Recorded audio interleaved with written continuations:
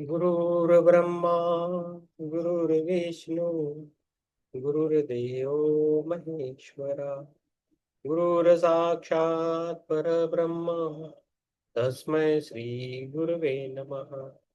तस्मै श्री गुरवे नमः। ओम शांति शांति। यस, अभी हमें बुक ली है माता सीता की अनकही कथा। देना मेरे एम की है। तो हम जानेंगे, श्री राम जी के बारे में बहुत जाना है, लेकिन अभी सीता जी के बारे में जानना है तो उसकी के यहाँ है। तो हम चालू करेंगे। तो अभी तक हमने कहाँ तक है? पेज नंबर 10 मेरा है। मुझसे पूछा क्या हो गया है। चित्रा जी, पुष्पलता जी। हाँ प्रियंका मैम, आपके पास बुक है क्या? पीडीएफ भी है, ग्रुप में डाली है, तो आप देख सकते हो। हाँ सर, वो पीडीएफ मिला है मुझे। मिला है ना? Okay okay. ओके ठीक है। तो पेज नंबर चित्रा जी, मैं चालू करूँ? शुरुआत कर देता हूँ। पेज नंबर 10 है। तो मेरे बुक के हिसाब से आवाज आ रही है चित्रा जी मेरी? यस। शुरुआत करता हूँ। पिताजी अपने हाथों व घुटनों के बल बैठकर, मुझे ये जो जो कथा है मेरा, जो डेना मेरे में है, उनके पहले जन्म की है। मीन सीता के टाइम तो उनके जो क्या बोलते हैं, सेविका थी, तो उसके बारे में पहला हम जानेंगे। और उनके पिताजी, तो यहाँ से शुरू करेंगे। पिताजी अपने हाथों व घुटनों के बल बैठकर प्रवेश का फर्श धो रहे हैं। मैंने उगला, मैं उनके चेहरे पर तनाव जो उन्हें हो रहा है देख सकती हूँ, परंतु वे मेरी बात नहीं सुनेंगे। क्या फर्श साफ करने के लिए और कोई नहीं है? उसने अस्वीकृति में धीरे से अपने सिर को हिलाया। इस कार्य को करने की जिम्मेदारी महिला ने आज सुबह ही काम छोड़ दिया है, और हम सभी मिलकर महाराज के मेहमानों की तैयारी में व्यस्त है, जो जल्द जो जो जल्द ही आने वाले हैं। लेकिन उन्हें ऐसा नहीं करना चाहिए, वे हम में से किसी भी एक को कह सकते थे। तुम इसकी चिंता ना करो मीनाक्षी, अभी अपने पिता से कोई सवाल ना करो। वे दृढ़ निश्चय है कि आने वाले मेहमानों के लिए महल बहुत साफ सुंदर दिखे। जब मेरे मेरे पिता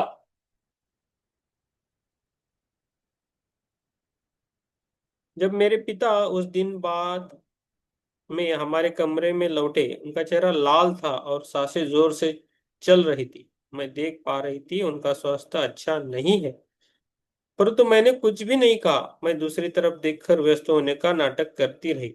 जब उन्होंने मुझसे बात करने की कोशिश की तो मैंने भी सिर्फ हाँ या ना में ही उत्तर दिया। मेरी तरफ देखकर बात करो जब मैं कुछ कह रहा हूँ मीनाक्षी। उनका स्वर कठोर था। जब मैंने अपना चेहरा उनकी तरफ घुमाया, मेरी आंखें आंसुओं से डबडबा रही थी। ये मैं क्या विरोध की भावना तुम में देख रहा हूं? मैंने कोई उत्तर नहीं दिया। जब उन्होंने बहुत जोर दिया तो मैंने अपने भीतर का गुब्बार उगल दिया। पिताजी, आपको इस तरह फर्श साफ करते कोई देखेगा तो भला क्या सोचेगा? लेकिन जैसे ही मेरे मुंह से ये शब्द निकले, मुझे अपनी गलती पर बहुत पछतावा हुआ। अगर कभी भी अपने बुला बोले हुए शब्दों को वापस लेना सबके सबके वापस लेना संभव होता, तो ये यही वह क्षण था।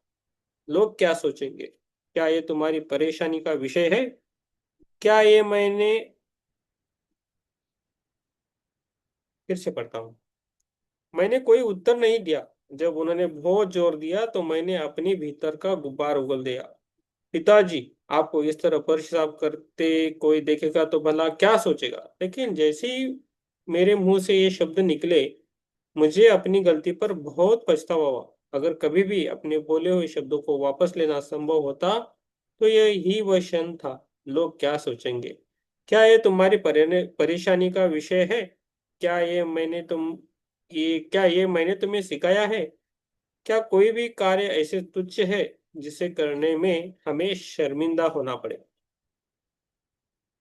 तो भी वो तो वो भी तब जबकि जनक बाबा के मेहमान आने वाले हैं। उनके स्वर मेरे प्रति असंतोष का भाव था। मैं तुम पर हैरान हूँ। मुझे वहां चुप रहना आ जाना चाहिए था, पर मैंने ऐसा की नहीं किया। किंतु पिताजी, मैंने विरोध करते हुए कहा, मुझे दिख रहा था कि आप तनाव से परेशान थे। निश्चित रूप से कोई युवा नौकर। उन्होंने मेरी बात काटते हुए कहा कि हाँ, एक युवा नौकर है, और मैं सुनिश्चित करूंगा कि वह काम पर लग जाए। मुझे थोड़ा भी एहसास नहीं हुआ कि वह युवा नौकर मुझे होना था। ऐसा है। तो तुम्हें क्या हो गया है मीनाक्षी?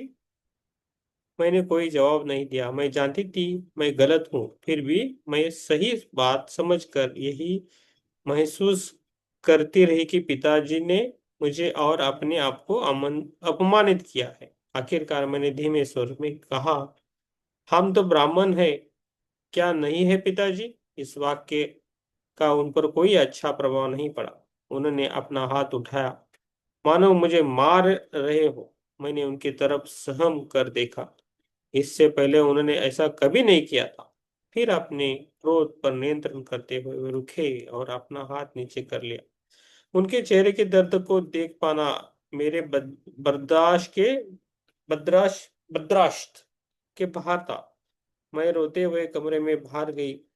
बाकी का सारा दिन मैं बाहर बैठी रही, स्वयं को पेड़ की पत्तियों के पीछे छिपाकर। जब अंधेरा छाने लगा, मैंने देखा मैं वे मेरी तरफ आ रहे हैं। मुझे लगा कि वे मुझे डांट लगाएंगे, परंतु वे आहिस्ता से मेरे बगल में आकर बैठ गए और कोमल स्वर से मुझे मुझसे बात करने लगे। मैं चाहता हूं कि तुम कुछ बातों को समझो मीनाक्षी। अपने महाराज की ओर देखो। जीवन के प्रत्येक पहलू को समझने के लिए वे हमारे प्रेरणा स्रोत है। क्या तुमने नहीं सुना कि जनक बाबा किस प्रकार गांव गांव जाकर लोगों को खेतों में जुताई करने में मदद करते हैं? क्या तुम्हें एहसास है कि इस नए हल का उपयोग करने में कितना परिश्रम करना पड़ता है? मुझ में तो ऐसा करने की सामर्थ्य ही नहीं है, परंतु वे इस बार बार करते हैं। वे केवल वहां खड़े होकर निर्देश नहीं देते, वे स्वयं कार्य करके सबको शिक्षा देते हैं। मैंने उन्हें खेतों में कठिन परिश्रम करते हुए पसीना बहाते और किसानों को सिखाते हुए दिखा है कि किस प्रकार मिट्टी को पलटा जाता है।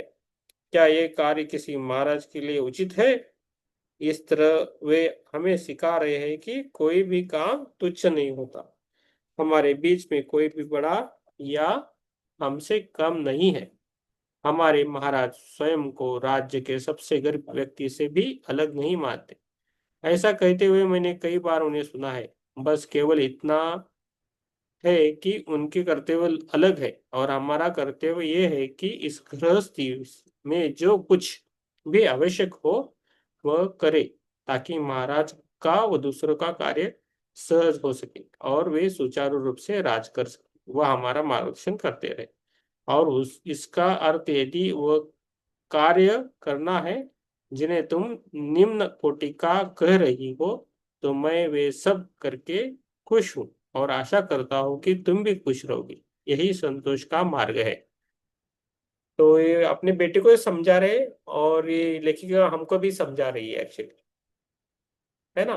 तो जनक राजा खुद खुद खेती में काम करते थे, और वो उनके जैसा काम करते थे। मैंने भी पहली बार पढ़ा है कि जनक राजा इतने ही थे।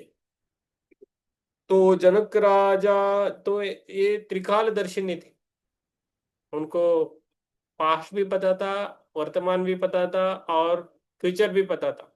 तो उनका रामायण सब कुछ पता था, वो सीता के बारे में सब कुछ जानते थे, राम के बारे में सब कुछ जानते थे, फिर भी वो चुप बैठे थे। तो अभी हम जनक राजा के बारे में पढ़ रहे हैं, वो जो उनके सेवक है उनके से, और मीनाक्षी वो उनकी बेटी है, तो उनका वार्तालाप हम देख रहे हैं। यस, अभी है चित्रा मैम, आप पढ़िए।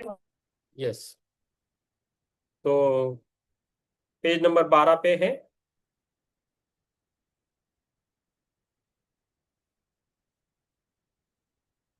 आराम से पढ़िए मैम, नहीं आप थोड़ा ये कीजिए ना, अनम्यूट नहीं किया, आराम से पढ़िए। यस, इसके बाद चित्रा जी के बाद पुष्पलता जी, पुष्पलता जी के बाद जिनके पास। मैं समझ रही हूँ पिताजी आप क्या कह रहे हैं, और मैं सदा प्रयास करती रहूंगी। मुझे दुख है कि मैं एक आदर्श सेविका नहीं हूँ, पर मैं लगातार कोशिश करती रहूंगी। यह मेरा वायदा है आपसे। मैंने उनकी तरफ उदासी से देखा। मुझे खुशी थी कि अब वे मुझसे अप्रसन्न नहीं थे, परंतु निराश भी थी कि मैं उनके जैसी नहीं थी। मैं तुम्हारा व्यवहार नहीं बदल सकता, किंतु तुम्हें सही दिशा दिखा सकता हूँ मेरी बच्ची। तुम स्वयं ही अपने सोचने व समझने के तरीके को बदल सकती हो। मैं तुम्हारे कुशल मंगल की कामना करता हूँ कि तुम ये करने में सफल हो सको। मेरा हृदय उस दिन, अगले दिन और उसके अगले दिन भी भारी था, जबकि महल में महाराज के अतिथियों के आगमन का उत्सव मनाया जा रहा था।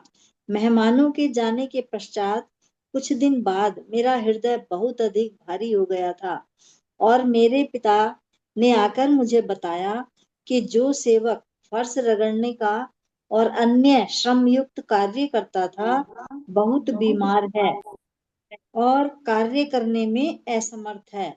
उन्होंने मेरी तरफ इस उम्मीद से देखा जैसे वो चाहते हो कि मैं ये कार्य करने के लिए अपनी अनुमति दूं, परंतु ऐसा कुछ भी करने में मुझे संकोच हुआ।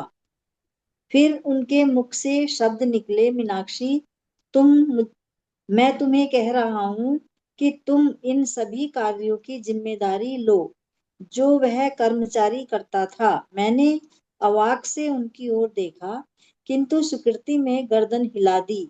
क्या वे मुझे सजा देना चाहते हैं?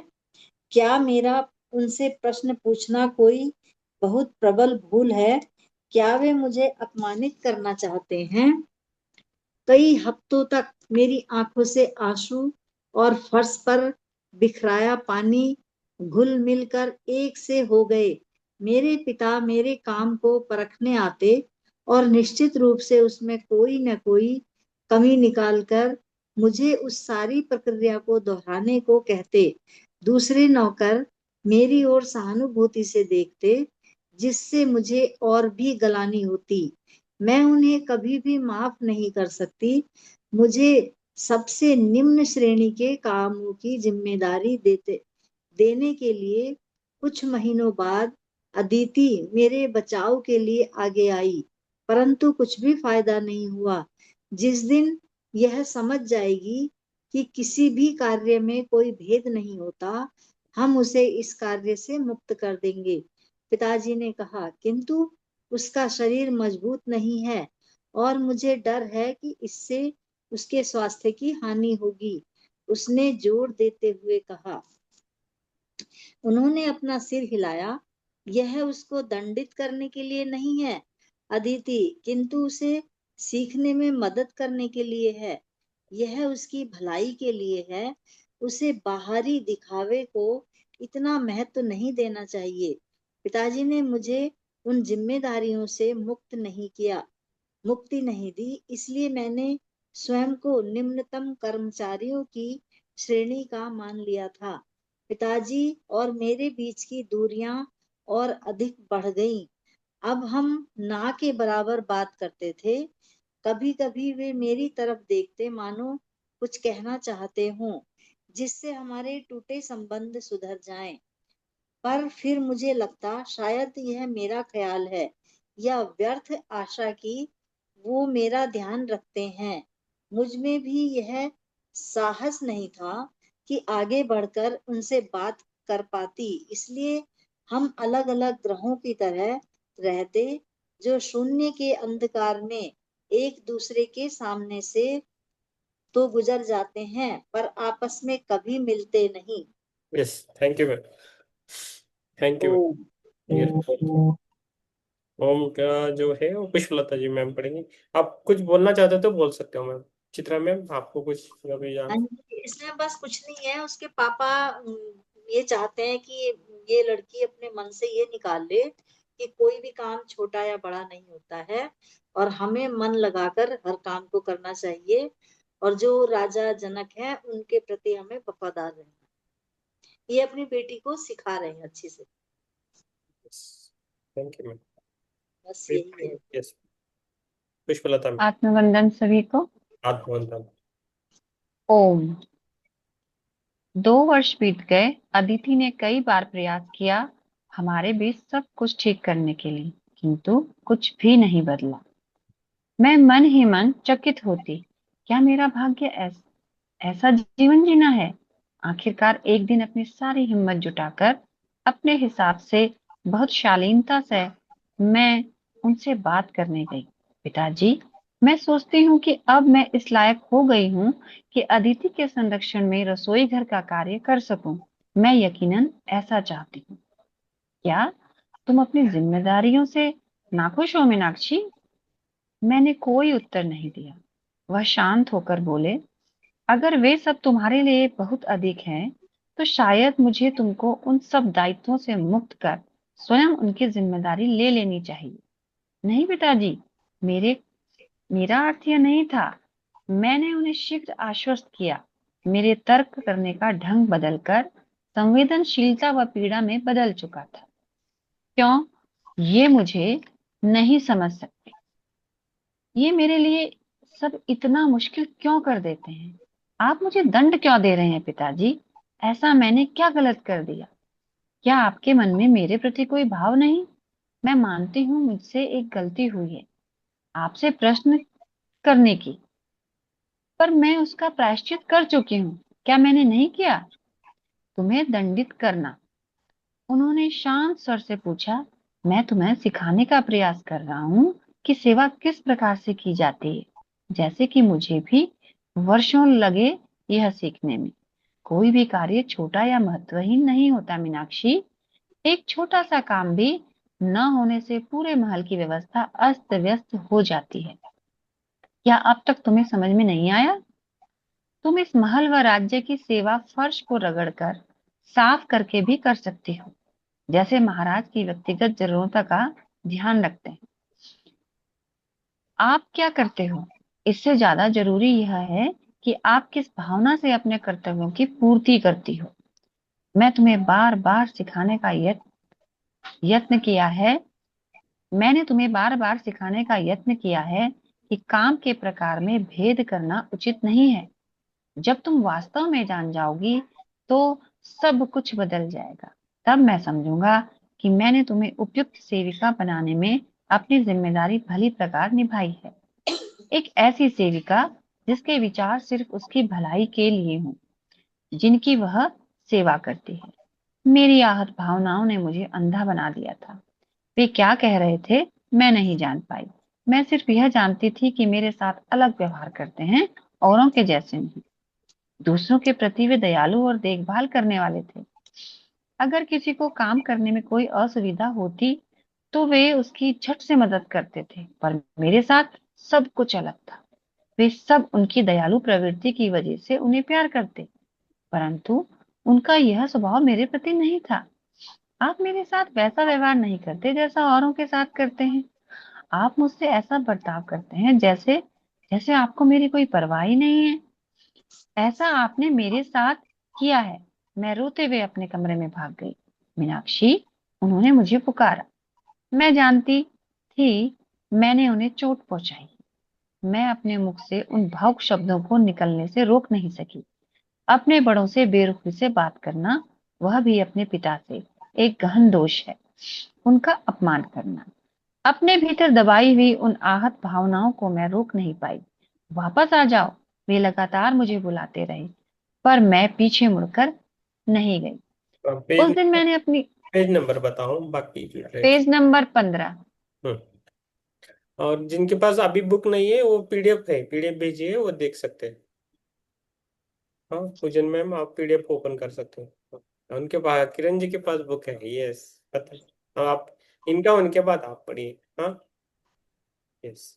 सर पीडीएफ मैच नहीं होता है क्या बुक से? क्योंकि मैं अभी ढूंढ रही थी पेज पीडीएफ में नंबर मैच फिर। नहीं होगा, ओल्ड एडिशन रहेगा। हाँ। ये अभी नया नया एडिशन है, मेरे पास है वो 2024 का है। लेकिन वो जो शब्द है वही रहेंगे, पेज इधर उधर हो सकते हैं। नहीं, शब्द मैंने देखा अलग है ऐसा। वो अलग बोल। है। हाँ। हाँ तो सर, थोड़ा सा डिफरेंस है। थोड़ा सा डिफरेंस। मतलब डायलॉग्स वगैरह जो, हाँ मतलब लिंग वगैरह गलत है इसमें। मतलब कर रही थी है तो यार कर रहा था, ऐसे है। हाँ वो और तो भाषा पढ़ने भी थोड़ी अलग है। हाँ, तो वो इंग्लिश बुक से है ना, डायरेक्ट ट्रांसलेट की होगी गूगल से। गूगल है ना, वो गूगल ट्रांसलेट करके देता है ना, वैसी होगी वो बुक। हाँ सर, उसी वजह से। हाँ उसी वजह से। अभी कुछ न नहीं है तो वो रख सकते हैं, इसलिए हम दे रहे हैं। तो एक्चुअली ये बात है कि हम ये बुक लेके रखें, ये बुक अच्छी है। जो हम पढ़ते हैं ना, ये बुक अभी भी मंगा सकते हो, अभी शुरुआत हुई है। 1 महीना तो जाएगा, 400 पेजेस है टोटल।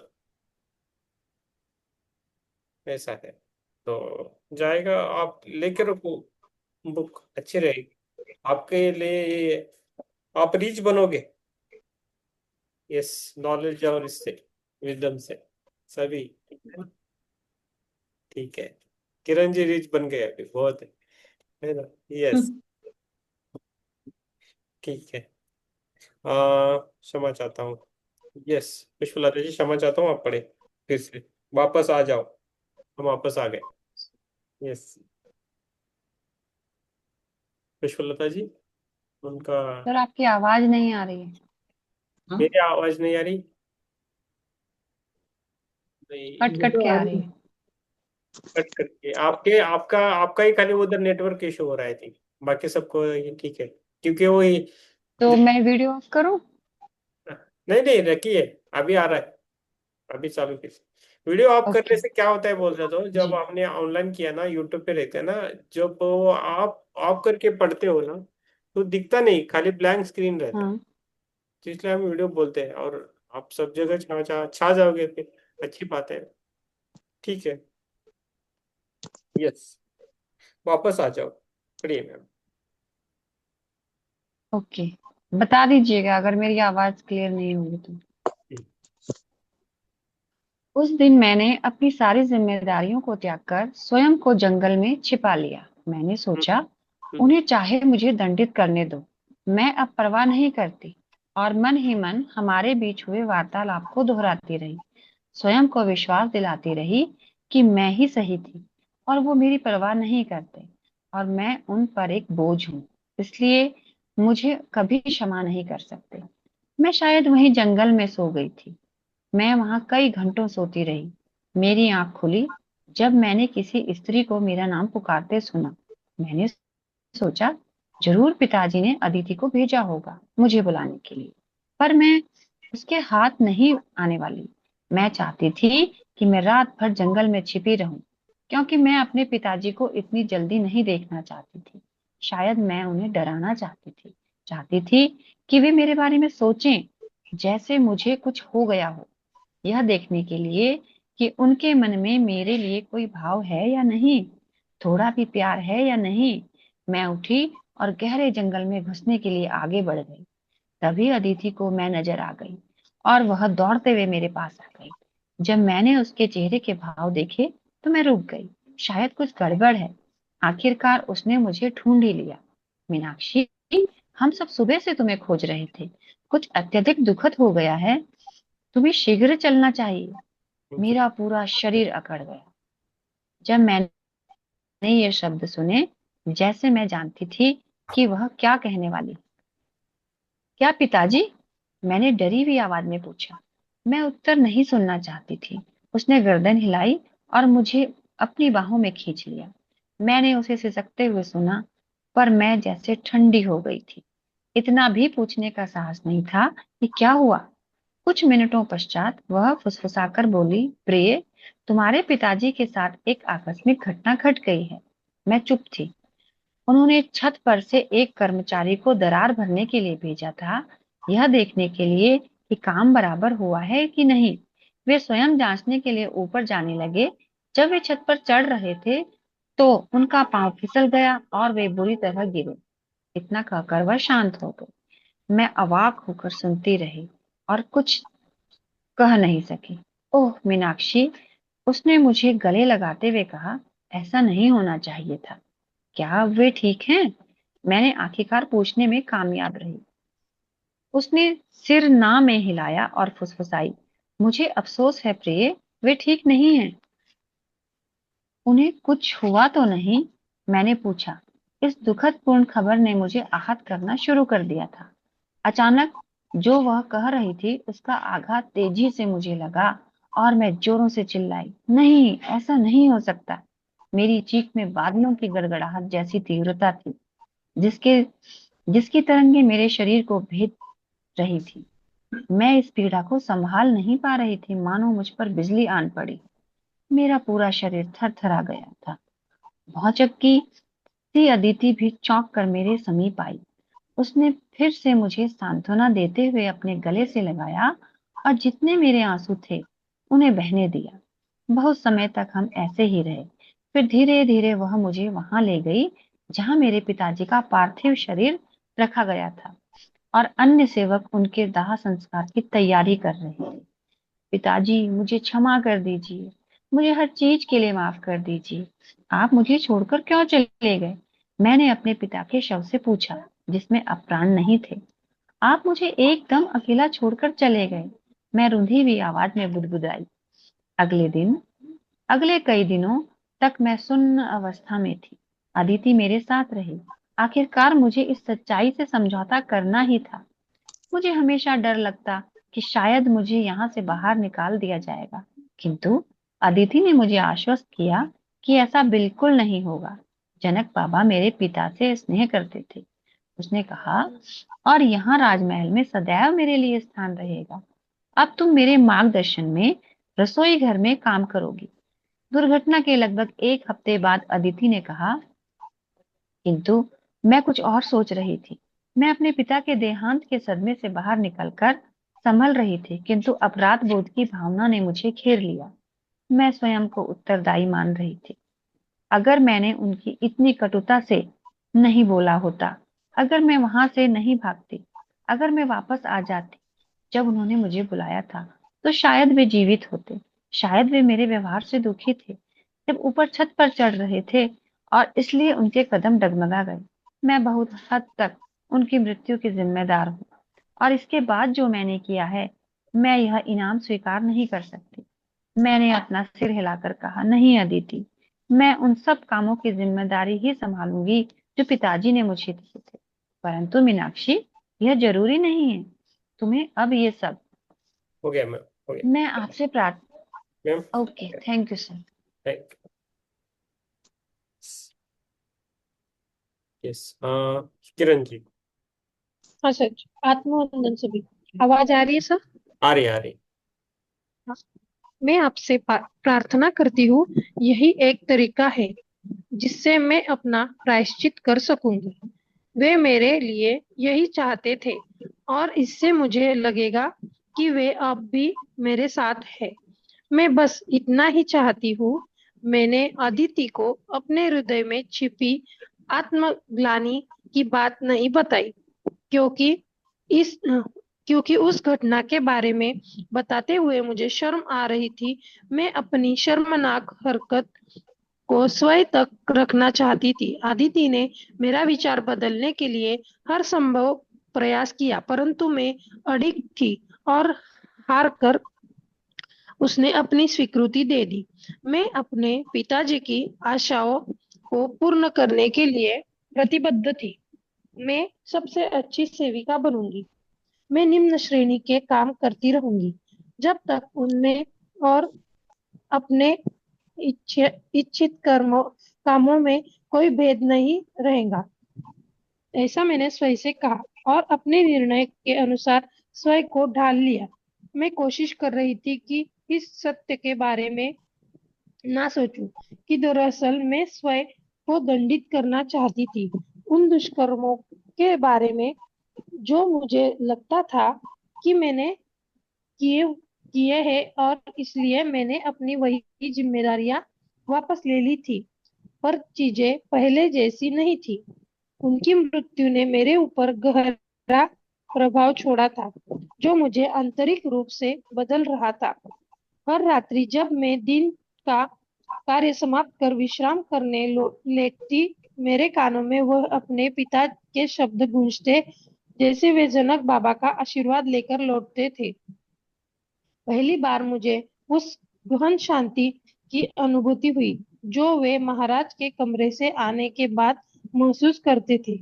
अब मुझे कोई दूरी महसूस नहीं हो रही थी, तिरस्कृत महसूस होने का भाव नहीं था। मुझे लग रहा था कि जैसे मैं भी महाराज के आशीर्वाद से लाभान्वित हो रही हूँ। एक दिन अदिति से पूछा, क्या महाराज पिताजी की मृत्यु से पूर्व उनसे मिले थे? क्या जनक बाबा ने उन्हें आशीर्वाद दिया था जब वे मृत्युशैया पर लेटे थे? मैं जानती हूँ पिताजी के लिए महाराज के आशीर्वाद का बहुत बहुत महत्व था। उन्होंने यह जगत शांति से त्यागा होगा, चाहे मुझसे कितना भी मनमुटाव क्यों ना हो। हाँ प्रिय, उन्होंने मुझे आश्वासन दिया। उनका आशीर्वाद था। महाराज को इस दुर्घटना से बहुत दुख हुआ था। वे तत्काल तुम्हारे पिताजी से उनकी मृत्यु से पूर्व ही मिलने आ पहुंचे थे। हमने उन दोनों को एकांत में छोड़ दिया था, इसलिए नहीं जानती उनकी क्या बातें हुई। पर इसमें कोई शक नहीं कि उन्होंने महाराज से तुम्हारे भविष्य को सुनिश्चित करने को कहा होगा।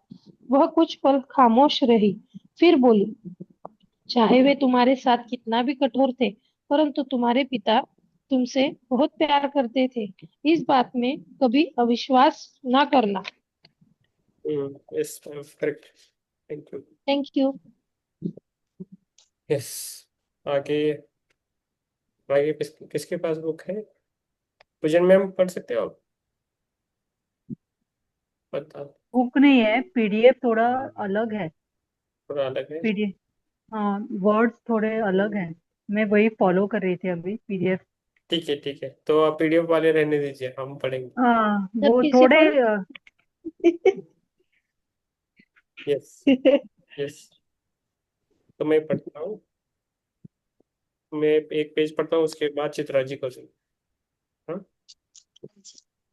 मैंने कई वर्षों तक ये संदेह किया, अपनी डबडबाई आंखों से मैंने जवाब दिया। चित्रा जी को वो डबल जी दे दो। यस। आवाज आती है। यस। कुछ बोल रही थी। उनकी मृत्यु हो गई। मैंने कई वर्षों तक ये संदेह किया, अपनी डबडबाई आंखों से मैंने जवाब दिया, उनकी मृत्यु हो गई। मुझे विश्वास दिलाने में तुम्हारे पिताजी के विचार सदा तुम्हारे भविष्य, तुम्हारी भलाई के लिए, कि तुम्हारी देखभाल अच्छी से हो और तुम हर प्रकार के दुख व दुर्भाग्य। उसने वाक्य पूरा नहीं किया, ना ही मैंने उसे कहा। मेरे पिता सदा कहा करते कि वे जनक बाबा के लिए अपने प्राण नौछावर कर देंगे, और उन्होंने ऐसा ही किया। आदिति, उन्होंने उनके लिए अपने प्राण दे दिए। मुझे पता है सेवा करते समय अपने प्राण त्यागने में उन्हें कितना संतोष मिला होगा। वो कार्य जिसे वे महत्वपूर्ण समझते थे, ये यही चाहते थे, सिर्फ अपने जनक बाबा की सेवा करते रहना। हमारे जनक बाबा, मैंने चुपचाप कहा और उनसे उसमें जोड़ा, ये वे मेरे लिए चाहते थे। आदिति, मैं भी कोशिश कर रही हूँ उनके जैसा ही व्यवहार अपनाने की। वो बहाना जो मेरे पिता की थी, मैंने स्वीकारा। स्वयं को दोष ना दो मीनाक्षी, धैर्य रखो। वक्त के साथ जैसे जैसे तुम बड़ी हो जाओगी, सीख जाओगी। हम सब भी उसी का प्रयास कर रहे हैं, किंतु तुम्हारे पिताजी ने यह सिद्ध कर दिया, उनके मन में अपने लिए कोई भाव ही नहीं था, जैसे कि वे महाराज की छाया हो। महाराज के महाराज का ही अंग हो, जिसकी अपनी अलग कोई पहचान न हो। तुम सही कह रही हो, मैंने मंद ध्वनि में कहा। उनकी कोई अलग पहचान नहीं थी। मैंने उन्हें समझने में बड़ी भूल की। आदिति, मैं उन्हें समझ नहीं पाई। मैंने उनके साथ विवाद किया, परंतु अब मैं ऐसा क्या करूं जिससे वे वापस आ जाए। मैं शोक भाव से कहा, अब तुम अब तुम्हें अपनी राह को अपनाना होगा। प्रिय, तुम्हारे पिताजी का तरीका हो सकता है, तुम्हारा ना हो। क्या अब तुम तैयार हो रसोई में मेरी मदद करने के लिए? मैंने अपना सर हिलाया। मुझे उन्हीं कार्यों को करने में शांति मिलेगी जिन्हें मेरे पिताजी ने नियुक्त किया था। मैंने अब दोबारा नहीं पूछूंगी मैं अब दोबारा नहीं पूछूंगी, किंतु तुम सोच लो और मुझे बता देना जब तुम तैयार हो। मैंने सिर हिलाया। जानती थी इसमें समय लगेगा, शायद तब कभी जब मैं स्वयं को इस अपराध बोझ से मुक्त कर पाऊंगी। तो हमें अपराध भावना होती है तो हम पश्चाताप करते हैं ना, तो उसके बारे में पता है ना। यस। यस। आगे पढ़ेंगे चित्रा मैम। चित्रा मैम, आप एक पेज पढ़िए, देखेंगे कैसा है। अरे चित्रा मैम नहीं है, पुष्पलता मैम। ठीक है, यस पुष्पलता। सर। हाँ, आप पढ़िए। ओम, दो बार आपको ओम आ गया। यस। ओम। कई वर्ष बीत गए। मैं मुश्किल से अन्य किसी सेवक सेविका से बात करती। मैं उन सबसे पहले उठ जाती, अकेले खाती। जैसे ही मेरा काम समाप्त होता, विश्राम के लिए चली जाती। त्योहार के दिनों में भी मैं अपने आप में ही रहती। मैंने अपने आप को सबसे दूर कर लिया था, अदिति से भी, क्योंकि उम्र के साथ घर के कार्यों में उसका सहयोग कम हो गया था।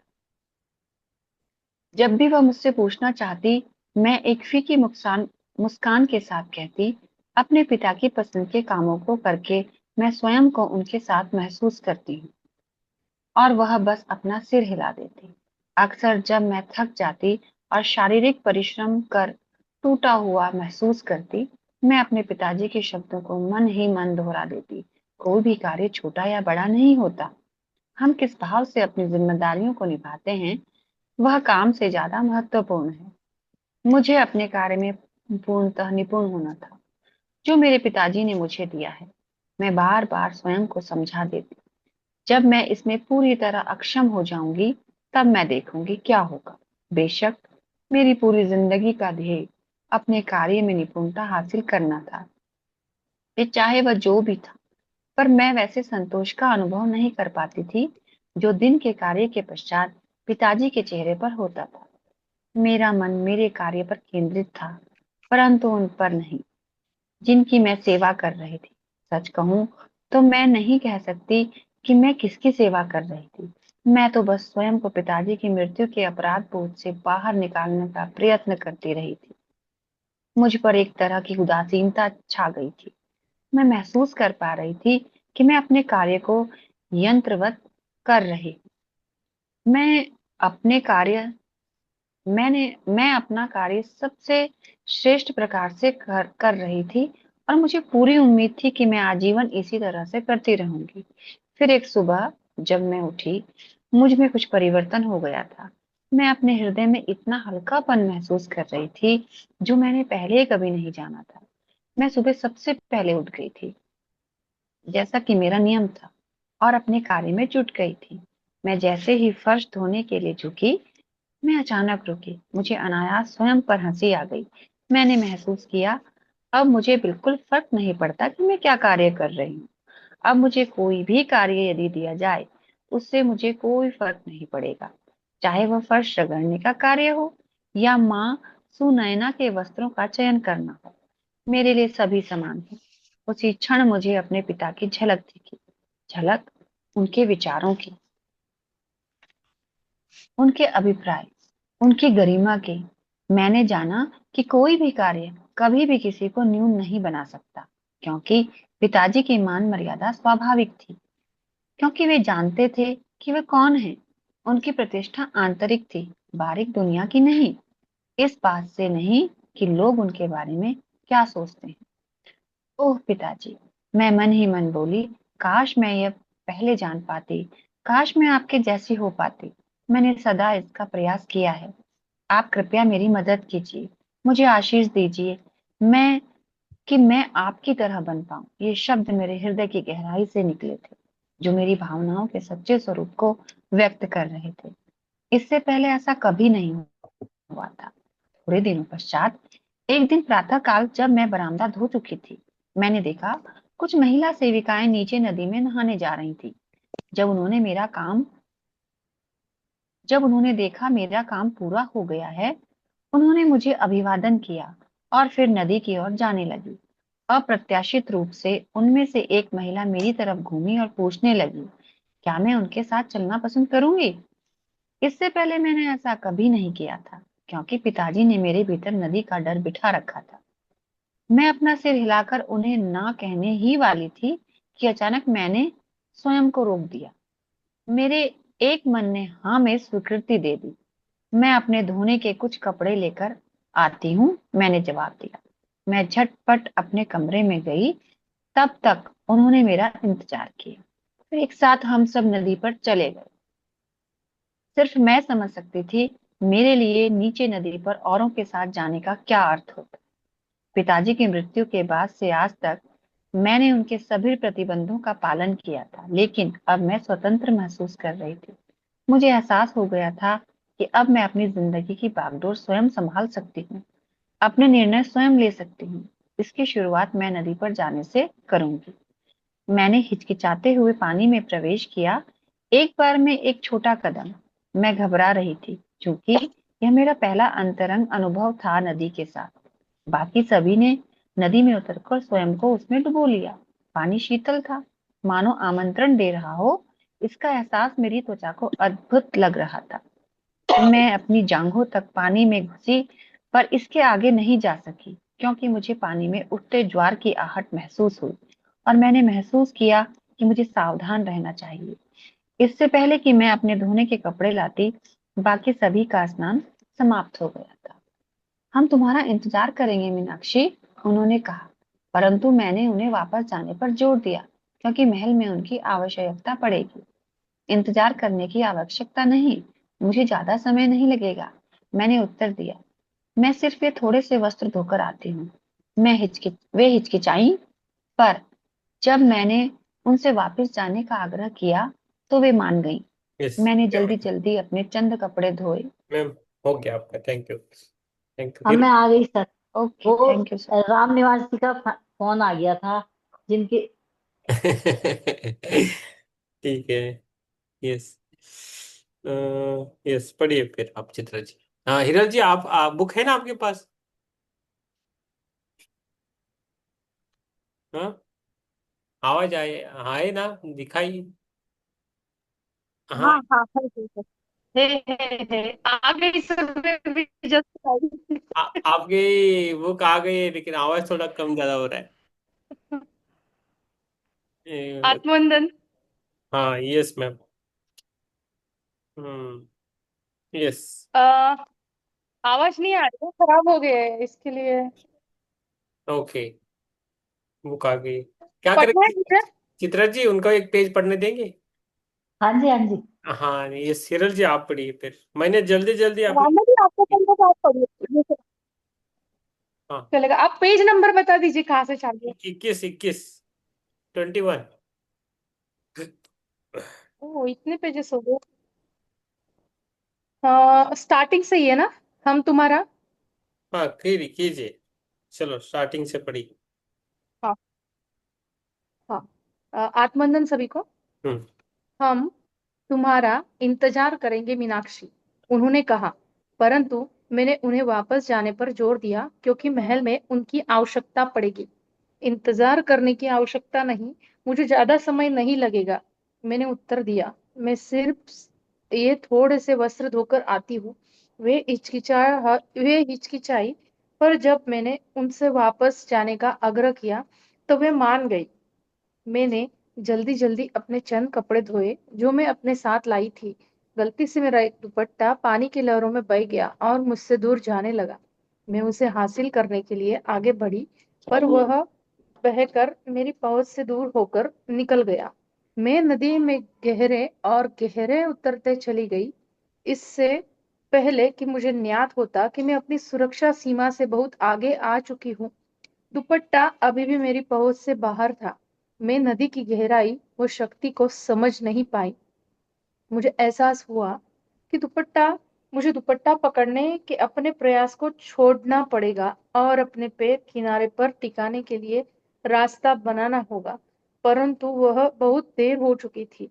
पानी का बहाव बहुत तेज था। लहरों ने मुझे अपनी आगोश में भर लिया था और किनारे से और दूर खींच लिया था। मैं बहुत घबराने लगी थी। लहरों के बहाव से मेरा सिर पानी के अंदर आने लगा। मैं सांस भरने के लिए एक भरसक चेष्टा कर रही थी, जैसे लहरों से बाहर आने के लिए कर रही थी। जान गई थी कि इतनी तीव्र गति की लहरों के आगे मैं असहाय हूँ। तभी मेरे मन में विचार आया, ऐसा होने दूं और स्वयं को नदी के हवाले कर उसका निवाला बन जाऊं। जैसे ही मृत्यु का विचार मुझे आया, मैंने अपना यथासंभव लड़ने का प्रयास त्याग दिया और संघर्ष छोड़ अनुमति दे दी अपने जीवन को त्यागने की, और सांस के लिए लड़ना छोड़ दिया। अचानक मुझे एहसास हुआ कि बहाव की दिशा विपरीत हो गई है और मुझे किनारे की ओर धकेलने लगी। कुछ ही क्षणों में मेरे पैर जमीन को छूने लगे थे। जैसे ही पानी के ऊपर मैंने अपना सिर उठाया, मैंने देखा जनक बाबा नदी के किनारे खड़े हैं। उनकी निगाहें मुझ पर टिकी थी। वे मुझे आकर्षित कर रहे थे। मैं उनके शरीर से निकलने वाली शक्ति का अनुभव कर रही थी, मानो उनके आदेश के अनुसार नदी ने मुझे किनारे पर फेंक दिया हो। जब तक मैं किनारे से ना लग जाऊं, कांपते हुए पैरों से पत्थर वाली तट रेखा पर मैं चढ़ गई। मेरा पूरा शरीर कांप रहा था। मैं जनक बाबा के सामने धरती पर बैठ गई। अभी भी मैं सांस के लिए हाँफ रही थी। वे मेरे समीप आए, मेरी बाह पकड़ी और मुझे खड़ा किया। मुझे गिरने से बचाने के लिए उन्होंने मुझे थामा और अपना दुशाला उतर कर मेरे चारों ओर लपेट दिया। उनके स्पर्श ने मेरी कंपकंपाहट को बंद कर दिया था।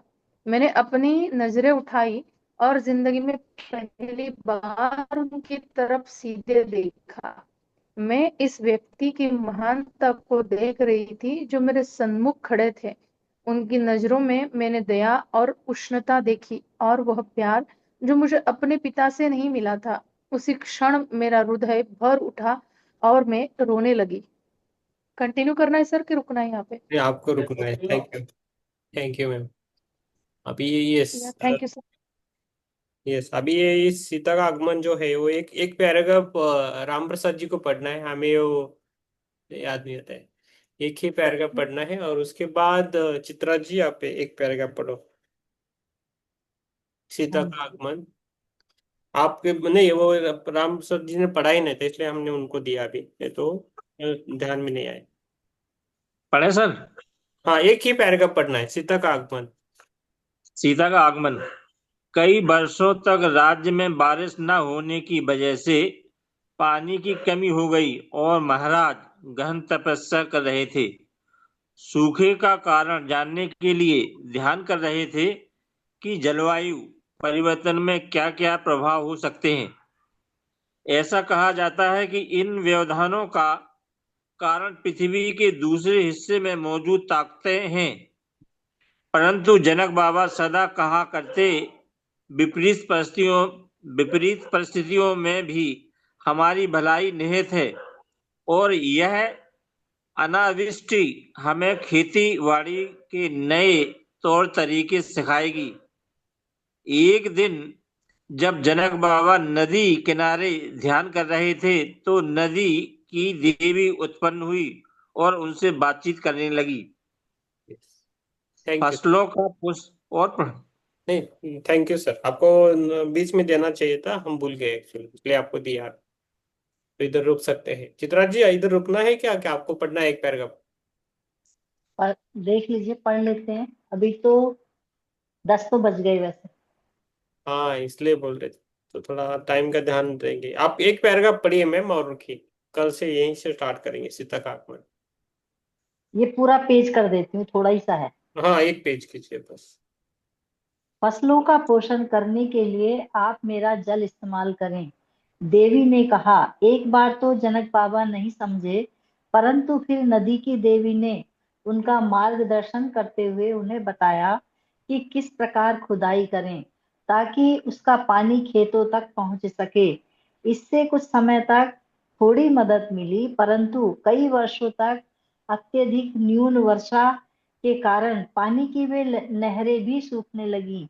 जब लोगों को भोजन के अभाव में रहना पड़ा और महाराज भी उनके साथ शामिल हो गए और सर्वव्यापक उपवास किए गए, जनक बाबा निराश नहीं हुए और इस स्थिति को अन्य राज्यों से गठबंधन करने का अवसर जाना। हम एक आत्मनिर्भर राज्य हुआ करते जो अपने लोगों की सभी आवश्यकताओं का सामान उपलब्ध कर सकता था। परंतु अब हम अपनी प्रजा का भरण पोषण नहीं कर पा रहे थे। हमारे महाराज को कभी किसी से सहायता मांगने की आवश्यकता नहीं पड़ी, परंतु धीरे धीरे वो कहने लगे कि व्यापार में फायदों के लिए नए संबंध कायम किए जा रहे हैं। तब पास के कौशल राज्य के महाराज दशरथ ने जनक बाबा से संपर्क किया और कमी दूर करने के लिए अनाज देने का प्रस्ताव दिया। उनका राज्य बड़ा और शक्तिशाली था। Yes, thank you ma'am. इधर। मतलब उनके राज्य में एक बार सूखा पड़ गया था, तो जब वो ध्यान कर रहे थे तो नदी उनके पास बह रही थी, वो नदी देवी के रूप में उनके सामने आई और उन्होंने कहा, तुम ये यहाँ से नहरें बनाओ खुदाई करके और हर खेत में पानी ले जाओ हम्म। ताकि अन्न पैदा हो सके। या पर वो नदियां भी सूख गई और वो नहरें भी सूख गई और काफी सूखा पड़ गया। लोग व्रत रखने लगे, भूखे रहने लगे। तब राजा दशरथ जी ने उनकी हेल्प की। यस, बहुत बढ़िया है। और एक नो, एक एक एक हमने नोटिस किया क्या, जनक राजा खुद ध्यान करते हैं, हाँ जी। है ना, राजा होकर। कभी अभी ये बातें समझ में आ रही कि कौन सा भी काम तुच्छ नहीं होता, सभी काम हाँ जी। हमारे लिए पूजनीय है, तो हमें वो करना है। और वो जनक और राजा वो ध्यान करते हैं। ध्यान के द्वारा ही जानना चाह रहे थे कि ऐसा क्यों हो रहा है। हम्म। तो जनक राजा ध्यान करते थे। तो और वो देवी भी आ गई नदी, और नदी ने हाँ जी। उनको पानी दी। तो हमें इनसे ये पता चलता है कि ध्यान का इम्पोर्टेंस कितना है हमारी लाइफ, है ना। और ध्यान में जो अनुभव होते हैं वो सही होते हैं। हाँ, और एक राजाओं की इतना ध्यान करता है। हम तो प्रजा हाँ है, जी। सेवक है, तो हमें बहुत करना है ना। जब भी करें। यस, हम ध्यान में चलेंगे फिर, है ना। कुछ प्रश्न है तो पूछ सकते हो। बहुत बड़ी बुक है, अच्छी है। हमें आनंद है कि किरण जी और हीरज जी के पास बुक है अभी पढ़ने के लिए, हम उनको देंगे ज्यादा से ज्यादा। यस। यस। यस। किसी को ज्योति मैम लेट हो गया अभी, पढ़ के हो गया, नेक्स्ट टाइम। यस। कुछ पूछना है आपको। यस, हम सीता का चलो, फिर मिथिला जी नहीं है, विश्वनाथ जी नहीं आए, नहीं क्या पूजन जी वापस, और केतन जी भी नहीं है आज। नहीं, आपका आवाज नहीं आ रहा है। वापस आए वो, आ गए। कुछ काम। हाँ, कुछ ओके, काम में होंगे। ठीक है, ठीक है। केतन जी किधर किधर है, आए ना। हाँ, वो कुछ काम में है, कुछ कर रहे हैं। ओके, ओके, ठीक है। कि हम आधा घंटा कर रहे हैं तो उस पे रहेंगे तो अच्छा रहेगा। हम्म। यस, चलो फिर हम ध्यान करेंगे। जिनका टाइम है उनको ध्यान मिलता है, जिनका टाइम नहीं है उन टाइम मिलता नहीं, उनका टाइम नहीं आया मे बी। यस, सीधी बात है। यस, ध्यान करें। यस, आप है ना, खाली निस्संदेह ध्यान कीजिए। हमें इधर अनुभूति ज्यादा मिलती है, तो वो हमें करानी है बस। बाकी जगह मिलती है नहीं मिलती है वो हम छोड़ेंगे अभी। आज का जो ये किया था ना प्लायर, वो श्रेया ने किया था। श्रेया श्रेया सामंत मुंबई से पहले थी, अभी बाद में नहीं गई, कुछ दूसरे जगह सेशन किया। अच्छा किया है ना प्लायर आज का। अच्छा है बस। हाँ उन्होंने बनाया, मैंने नहीं वो बनाया, खाली मैंने बोला कि ऐसा बनाए। यस। चलो, वो कुछ प्रश्न नहीं तो ध्यान में जाएंगे हम आराम से।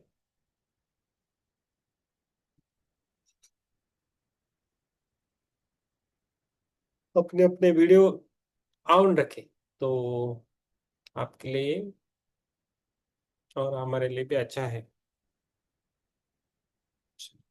ध्यान में बैठना है।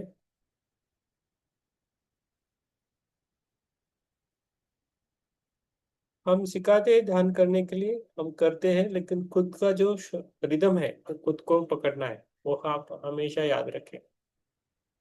जो हम बैठते हैं ना, हमारे हर एक का रिदम है ना, सांस लेने का और छोड़ने का अलग अलग रहता है, तो उसको हमें कनेक्टिविटी करना है।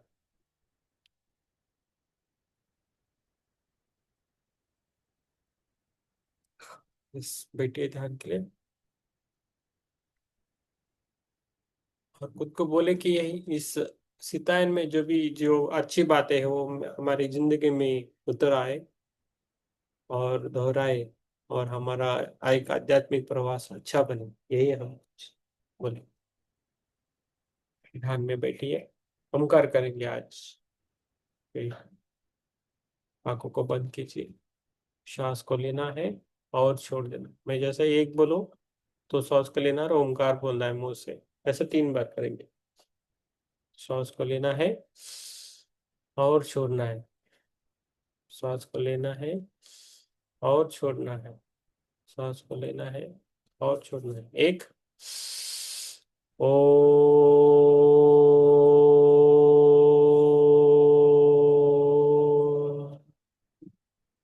दो, ओ,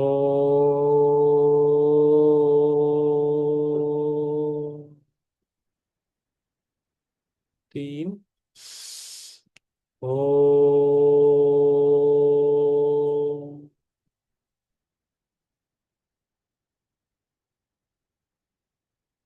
ध्यान में रहे। और जो भी होता है उसे होने दीजिए, इजी गोइंग रखिए।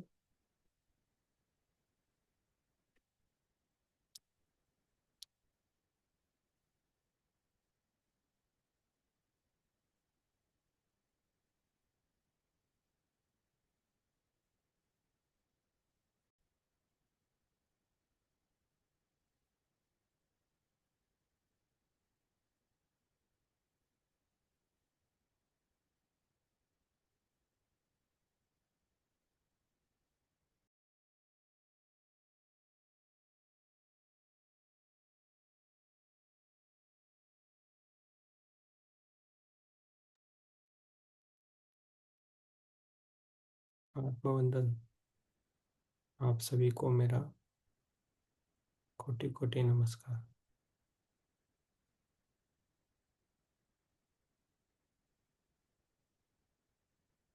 ध्यान से जुड़ना मीन्स खुद के प्रति हॉनेस्ट रहना, प्रामाणिक रहना और दूसरों के प्रति भी रहना,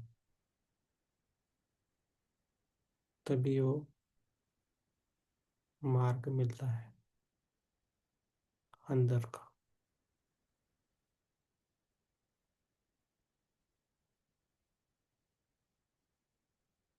पहले हमें खुद को जानना है, बाद में हम दूसरों को जानेंगे।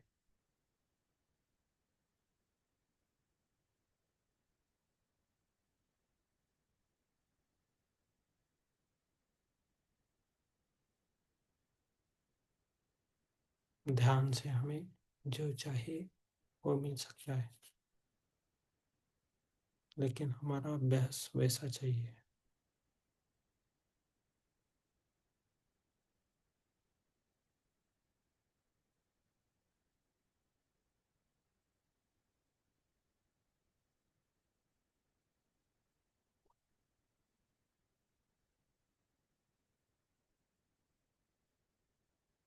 जो हम खुद के प्रति सोचते हैं, समझते हैं, वही भाव हमें दूसरे के प्रति रखना है, तभी वो संभव है।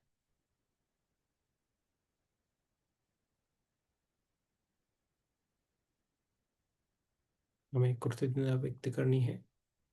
पहले खुद को थैंक यू बोलना है, जो भी हमने अभी तक जो जर्नी की है, जो प्रवास बोलते हैं, ट्रैवलिंग किया है, उसके लिए हमें खुद के लिए थैंक यू बोलना है। खुद के श्वासों के लिए थैंक यू बोलना है। उसके बाद पंच महाभूतों को धन्यवाद बोलना है। पृथ्वी माता, अग्नि देवता, जल देवता, वायु देवता, आकाश देवता एंड प्रकाश देवता, उन सभी को हमारा धन्यवाद। ध्यान से हमें पहले खुद को संभालना है, बाद में हम दूसरों को संभाल सकते हैं।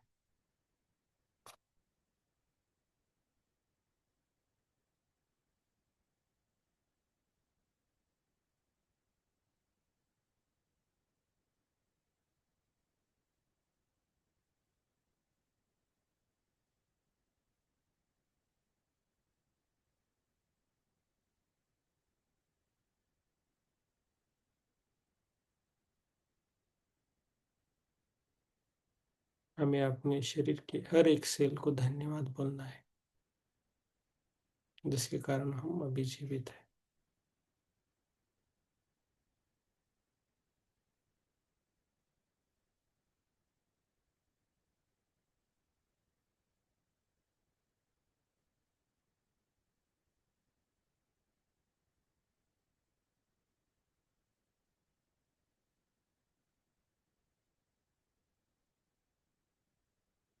खुद के माता पिता को धन्यवाद बोलना है,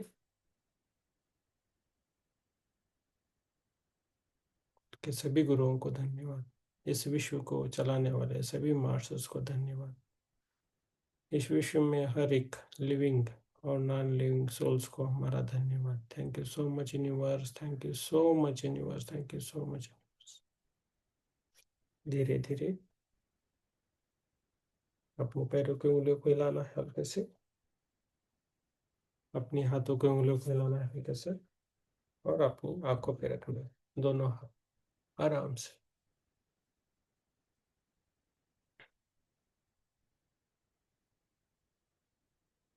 5 सेकंड रखना है। 5 4 3 2 1 0।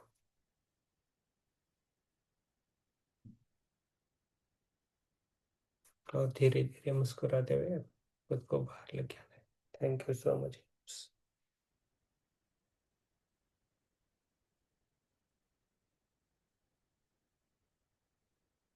यस।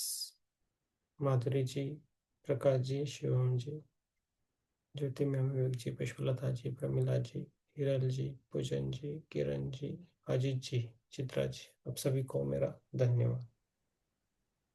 अपने ध्यान करवाने के लिए, ध्यान करने के लिए धन्यवाद। यस।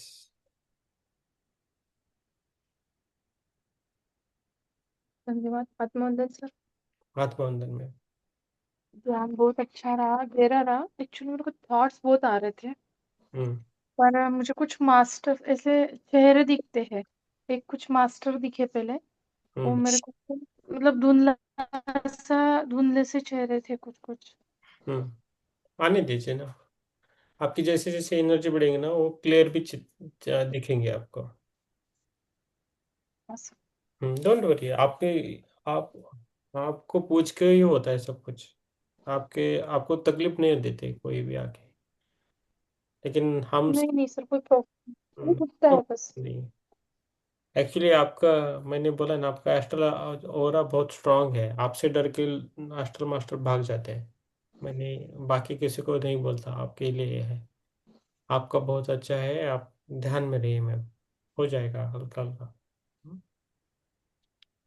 पावरफुल है आप। और एक बार तो ऐसा लगा पूरे बॉडी में ऐसे, मतलब मैंने उस दिन बोला था ना, मुझे खाली मेरे हाथ बांधे हुए फील हो रहे, बाकी बॉडी फील नहीं हो रही थी।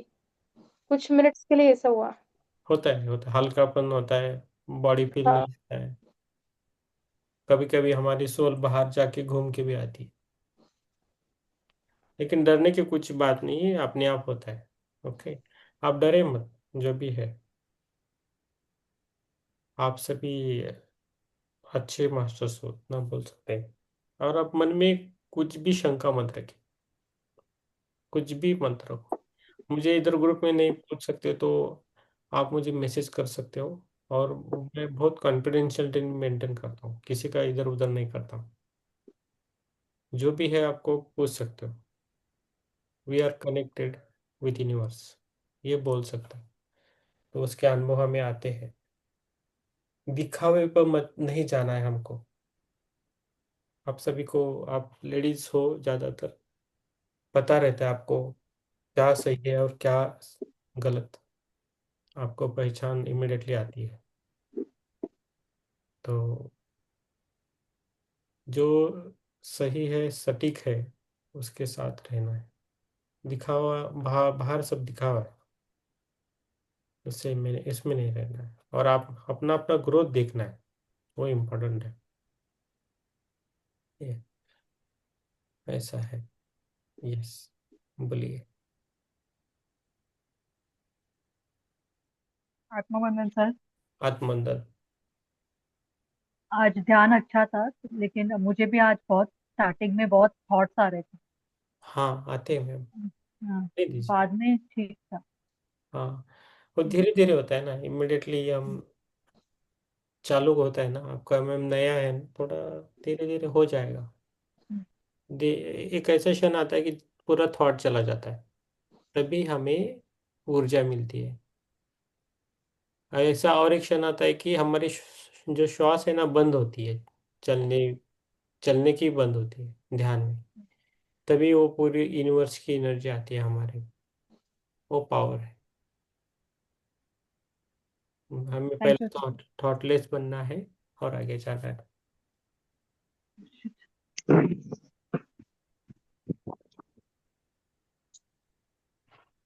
यस। आत्मनंदन सर। आत्मानंद। सर आज मेरा 70% ध्यान बहुत अच्छा रहा। हम्म। और स्टार्टिंग में बीच बीच में एक दो थॉट आए, लेकिन मुझे अपनी बॉडी इतना अच्छा महसूस हो रही थी, हल्का। हम्म। कभी कभी तो ऐसा फील हो रहा था कि बॉडी है ही नहीं, मैं हूँ और मैं किसी के साथ कहीं जा रही हूँ, बट चल के नहीं, बैठ के। और हम्म। कुछ दिखा भी, कुछ हम्म। धुंधला सा रास्ता था। हम्म। अब मैं पूरा फील कर रही हूँ कि मैं ध्यान में भी हूँ और मैं वहां भी हूँ। हम्म। फिर धीरे धीरे धीरे मुझे फिर थोड़ा बॉडी का थोड़ा सा एहसास हुआ, लेकिन मैं फिर दोबारा चल दी। हम्म। और उसके बाद हल्का हल्का हल्का मुझे फिर आपकी आवाज सुनाई देने लगी ध्यान में, फिर भी मेरा ध्यान लगा रहा। तब मैं कहीं जाना तो मैंने बंद कर दिया, बट मुझे ध्यान अच्छा लगता रहा। सुनाई भी दे रहा है, सब कुछ महसूस कर रही हूँ, बट बॉडी मेरी हिली नहीं। फिर तो मैं 70% टाइम के बाद मैं थोड़ा आ गई अपने आप में कि यस मैं ध्यान कर रही हूँ। तब मुझे बॉडी का एहसास हुआ पूरा, बहुत अच्छा लगा। Good, congratulation. अच्छा है, बहुत अच्छे जर्नी चल रहा है मैडम आपका। यही थैंक यू सर। अनुभव होना चाहिए, यही अनुभव होना चाहिए बस। एकदम से फ्रेशनेस आ गई, आज नींद नहीं आई, very good, very good.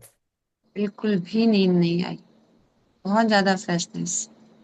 Yes, वही फ्रेशनेस चाहिए हमें, होना ही चाहिए वो सब कुछ। जितना आप निस्संदेह करें, 100% देना है आपका, तभी ये सब चीजें होने लगती। बहुत अच्छा होता है एक्चुअली। कभी कभी तो बुक पढ़ते पढ़ते भी लग रहा था ध्यान हो जाता है मेरा खुली आंखों से। हम्म। कहीं बैठी रहती हूँ तो ऐसा लगता है नहीं, आंखें बंद हो ना हो, ऐसा ऐसे फील हो रहा है कि मैं सीधे कहीं जुड़ रही हूँ ऐसे। हाँ, गुड किसी है। किसी चीज से कोई सपोर्ट था ऐसा जिससे मैं बिल्कुल स्ट्रक हो गई, सीधा एकदम स्ट्रेट। हम्म। छूट नहीं पा रही थी मैं उस चीज से। हम्म। बस तो अच्छा लग रहा था मुझे, बहुत अच्छा। डर वर कुछ नहीं था। यस, आपको इसका ये होता है ना, मीन्स क्या, आपको अच्छा लगता है ना, आनंद मिलता है ना, जी। वो हमारे बहुत। लिए। यस। जो हम डर नहीं लगता मुझे ध्यान में। नहीं लगता, तो बहुत अच्छा। नहीं। Yes, thank you ma'am. Thank you. Yes, thank thank you. Yes, thank you ma'am. Yes, Ram Prasad ji बोलिए। आत्मबंधन मास्टर। आत्मा। ध्यान अच्छा रहा, इसमें बार बार क्या बोलते नेटवर्क इशू था ना सर। हम्म। शुरू से ही नेटवर्क इशू था, परेशान रहा नेटवर्क की वजह से। हम्म। लेकिन ध्यान रहा और बढ़िया सुगंध आई आज पूरे बिल्कुल। हम्म। जैसे ही स्टार्ट हुआ ना, हम्म। जैसे ही स्टार्ट हुआ तभी से स्टार्ट होते ही सुगंध आने लगी शुरू हुई। हम्म। अभी भी चल रही है।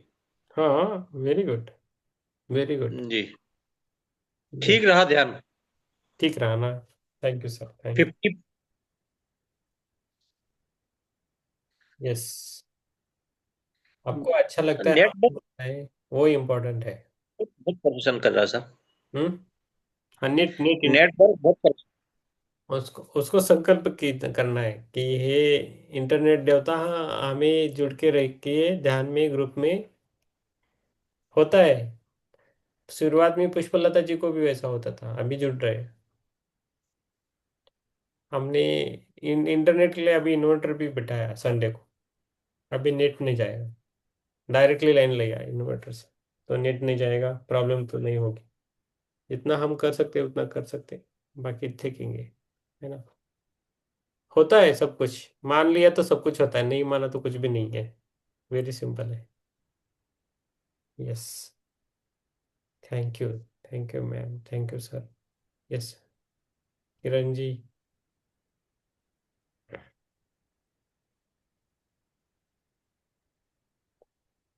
आत्मबंधन से हाथ कौन है? ध्यान अच्छा था सर।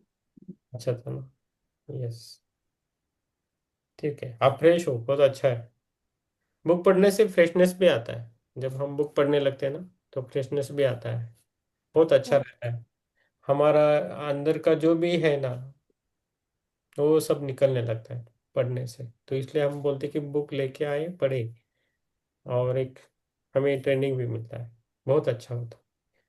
पूजन मैम के लिए बहुत इंपॉर्टेंट है ये जो सीतायन बुक है ना मैम, आपके लिए है एक्चुअली, पूजन मैम के लिए है हर हाँ सर, डिस्कनेक्ट हो गई बीच में। ठीक है ना। चार्ज कम था, अभी फिर से कनेक्ट किया। यस, हर एक बुक के लिए अलग अलग मास्टर्स होते हैं, तो आपके लिए वो आ रही है। तो पूजन जी, आप ये पूरी बुक होने तक एटलीस्ट रहिए, बाकी को छोड़ दीजिए। हाँ। लेकिन ये जो खुद की जर्नी है ना, खुद की रहती है मैम, कोई किसके साथ नहीं रहता है। अब हाँ। मैं कर रहा हूँ, मेरी वाइफ नहीं है ना मेरे साथ, वेरी सिंपल है। लेकिन हाँ। मेरे वाइफ के साथ 11 जन्म से हूँ। खाली 7 नहीं रहते हैं, 7 के ऊपर भी रहते हैं। हाँ। तो उसमें वो एक बार ही थी, मेरे हस्बैंड थी, मैं वाइफ था, बाद में वही वाइफ है, ऐसा भी है। हाँ। तो ये कर्मा का खेल है सब। तो हमें इससे बाहर आना है तो ध्यान से जुड़ना है। अभी हमने सीतायन में देखा कि जनक राजा कितना ध्यान करते थे। वो वो भी एक थर्ड आई मास्टर थे। हम्म। राजा सीता के जो पिता थे, वो भी एक थर्ड आई मास्टर थे, उनको सब पता था, पूरा रामायण उनको पता था, फिर भी उन्होंने सीता को ये दिया, राम को। अभी 14 वर्ष जाएगी अपनी बेटी तो कोई देगा नहीं ना आज के जमाने में, तो उनको सब पता था फिर भी दिया। तो वही है, मास्टर जैसा रहना है हमें, और एक आस्था रखनी है एक जगह, तो वो बहुत इम्पोर्टेंट रहता है। निस्संदेह से हमें हमें ना नॉलेज सब जगह मिलेगा, लेकिन हमें जो जो अनुभूति है ना, वो सब जगह नहीं मिलती है, उसे ढूंढना पड़ता है। तो हमें इधर मिल रही है, तो जुड़े रहिए आप, आपको बहुत अच्छा रहेगा। अभी पुष्पलता जी का अभी अभी अच्छा लग रहा है ध्यान, तो उनमें पुष्पलता जी का शिव शक्ति जैसा है, आधा में एनर्जी कम ज़्यादा रहती है, ऐसा पूरा है उनका। तो ये शिव शक्ति का तरह है। किरण जी का भी लग रहा है, हिरल जी का बहुत अच्छा हो रहा है। आप 3-4 महीने पहले हिरल जी बोल सकते हैं। हिरल जी आपको कैसा लग रहा है? पूजन जी को बोल दीजिए आप। अच्छा लग रहा है, एक्सपीरियंसेस भी आ रहे हैं अच्छे। हाँ। कभी कभी तो आप मतलब हम ध्यान में जाते बोलते हैं ना, मैं आंख भी नहीं बंद करती हूँ तो भी मेरे को ऐसे लगता है कि ध्यान लगता है। बाहर क्या हो रहा है वो पता चलता है, ऑटोमेटिकली मैं जुड़ जाती हूँ। यस। हम कॉन्शियस में रहते हैं एक्चुअली, हमें सब कुछ पता रहता है, लेकिन इसका हम सारा क्रेडिट है ना सर को ही जाता है। वो मेरे गुरु है, क्योंकि ऐसा नहीं। मैंने कितना 2-3 महीने मैंने खाली किचन में खड़े रह के टिफिन बनाते बनाते सर ने मुझे ध्यान से जुड़वाया है। अदरवाइज मैं ध्यान से जुड़ ही नहीं पा रही थी। यस। पर सर ने ही किया जो भी है मैं वही बस, मैंने कुछ नहीं किया। मैं तो एक ये कैटलिस्ट हूँ, लेकिन मुझे जो काम करना है मैं कर रहा हूँ बस। वो करना है। मैं भी दिन भर ऑफिस में काम करके आता हूँ, नींद थकावट होती है, फिर भी बैठता हूँ आप सभी के साथ। तो यही आशा है कि हम जुड़े और अच्छा, आपको एनर्जी फील होनी चाहिए। आपको अच्छा लगना चाहिए, वो इम्पोर्टेंट है। मेरे को अच्छा नहीं, वो बाद में है, लेकिन आपको अच्छा लगना चाहिए। मैं यही पूछता हूँ, राम प्रसाद जी हो, हिरल जी हो, किरण जी हो, ज्योति मैम है, तो आपको खुद को अच्छा लगना चाहिए। जब आपको खुद को अच्छा लगता है ना, तभी आपका हीलिंग होता है। दैट इज द टाइम, वो होता है। सर हीलिंग भी फास्ट होता है। हम्म। मैंने बोला मेरा हाथ जो क्रैक हो गया था ये वाला, हम्म। विद इन 15 डेज वो ठीक हो गया। 1.5 महीने का पीरियड दिया था, 15 दिन में मेरा हाथ ठीक होके मैं काम करने लग गई थी। हाँ। तो हीलिंग तो बहुत फास्ट होता है। बस खाली वो विश्वास रख के जुड़ना है हमें, दूसरा कुछ नहीं। हम्म। ये मतलब कंसिस्टेंसी चाहिए। कंसिस्टेंट चाहिए, और एक ये करने के बाद आप दूसरा कुछ भी कर सकते हो, ऐसा है ये। लेकिन इस टाइम पे आप जुड़ो। एक दिन खाना नहीं मिला चलेगा, कुछ नहीं मिला चलेगा, पर मेरा ध्यान नहीं छूटना चाहिए। ऐसी मेरी आज की कंडीशन है। आज भी मैं सब काम पता रहती हूँ, मैंने बोला ठीक है रीडिंग जाएगा जाएगा पर मेरा ध्यान नहीं जाना चाहिए। हाँ, करना है, करना तो है। इस तरह से होता है अभी मुझे। मतलब सब कुछ छूट जाए चलेगा मेरे से, पर मेरा ध्यान रात को आके मेरा ध्यान का टाइमिंग में मेरे जगह पे आ ही जाओ, ये मेरी सोच रहती है। यस। इतना अच्छा लगता है मुझे ध्यान भी। पूजन जी भी है, तो उनके थोड़ा इंस्पिरेशन मिले, इसलिए हम आपको बोल रहे हैं। पूजन जी को बहुत काम रहता है, घर अच्छा। पूरा काम करके आना मुश्किल रहता है, फिर भी हम उनको रिक्वेस्ट करके बुला रहे हैं कि आप आ जाओ, ये आपका टाइम है, बस आपको करना है। ये ये इधर आप ध्यान किया और तो बुक पढ़ा, तो बाकी के जो टाइम है वो आपका बहुत अच्छा जाएगा, फास्ट जाएगा, आपको तकलीफ नहीं होगी। और हम खुद खुद को ही बाहर निकाल रहे हैं एक्चुअली। खुद में जो फंस गए हैं ना, खुद ने जो बना के रखा है पूरा सिस्टम, उसको निकाल के बाहर आ रहे हैं बस। अभी हमें हमारे ग्रुप में एक अच्छा है कि राम प्रसाद जी को सुगंध आती है बहुत अच्छी। वो आती है सुगंध, ये एक थर्ड आई मास्टर के लक्षण ही रहते हैं, अलग अलग है, उसमें से एक सुगंध आना एक है। मुझे इतना नहीं आती सुगंध, लेकिन उनको आ रही है। मुझे सुनने को भी आता है, दिखता भी ज्यादा है। ऐसा है। हम्म। ऐसा है। यस। तो वो भाई जो मोबाइल है पड़ी नहीं। सर एक प्रश्न है मेरा सर। हाँ, पूछिए पूछिए। ये पूछ रहा था, जैसे अभी आपने बात मेरे से बात करने के पहले अभी मैम से बात कर रहे थे कि जैसी ध्यान का कनेक्टिविटी होती है तब ऊर्जा आती है, वो क्या शब्द है सर, पे बताएं सर प्लीज। मुझे मीन्स ध्यान लगता है तब भूल जाते हो, ऐसा? हाँ, जब कनेक्टिविटी होती तब ऊर्जा आती, वैसे नहीं आती कैसा था? हम जब ध्यान करते हैं ना, तब ग्रुप ग्रुप रहता है पूरा। जी जी। तो अभी कितना हम लोग हैं, 9 जन लोग हैं ना, 10 लोग हैं, तो 10 लोगों की पूरे एनर्जी हमारे पास आती है, कंपाउंड इफेक्ट होता है। लेकिन आप अकेले बैठे तो अकेले की रहेगी, इसलिए ग्रुप एनर्जी को ज्यादा महत्व देते हैं, ज्यादा से ज्यादा जुड़े। 25 लोग हैं तो 25 × 25 होता है, तो उतना एनर्जी हमें मिलता है यूनिवर्स से। और एक एक एक हमें ना, कम ज्यादा होने के बाद भी हम उसमें मिक्स होते हैं। अब एक माला है, एक फूल छोटा होता है, कभी एक बड़ा होता है ना। जब भगवान को माला करते हैं ना, बनाते हैं, तो फूलों का साइज एक जैसा नहीं रहता है। कुछ छोटा रहता है, कुछ बड़ा रहता है, लेकिन माला तो बनती है ना। तो वैसे ही है हमारा। इसलिए हम ग्रुप ध्यान को ज्यादा महत्व देते हैं। जिसको कम एनर्जी है उसको आती है, हम संतुलन बनाने की कोशिश करते हैं। जिसको ज्यादा है उसको नॉर्मल आ लाते हैं, जिसको कम है वो नॉर्मल आता है। और हर चक्रा पे काम होता है। हर हर का एक रिक्वायरमेंट अलग अलग है। मेरा रिक्वायरमेंट अलग है, आपका अलग है, सबका अलग अलग है। तो जब हम बैठते हैं तो यूनिवर्स अपने आप जो आपको चाहिए वो देता है। जो आपके लिए रिक्वायर्ड है वो आपको मिलता ही है। आप आप उसको मानो ना मानो, वो मिलता ही रहता है। लेकिन आपको आपको क्या काम करना है, डिसीजन लेके ध्यान में बैठना है, वो इम्पोर्टेंट है। बाकी बाकी उस पर छोड़ देना, वो है। और होता है सब कुछ। आपको खाली विश्वास करके करना है बस। ये है। यस। और किसी को पूछना है, नहीं तो हम रुकेंगे। आप कुछ जी मैम, आप बुक आने के बाद बोल दीजिए। आप पढ़ना है आपको, ज्यादा से ज्यादा आपको पढ़ना है। बहुत खालीपन हो जाएगा आपका। ऑर्डर की है, थर्सडे को आ रही है तो ठीक ठीक है, आने दीजिए। बुक। यस। ठीक है मैडम। ओके, फिर इधर रुकेंगे हम। थैंक यू सभी को। कल जुड़ेंगे हम। Yes. Thank you sir. Yes, thank you सभी को। शुभ रात्रि, गुड नाइट। शुभ रात्रि। शुभ रात्रि, शुभ रात्रि।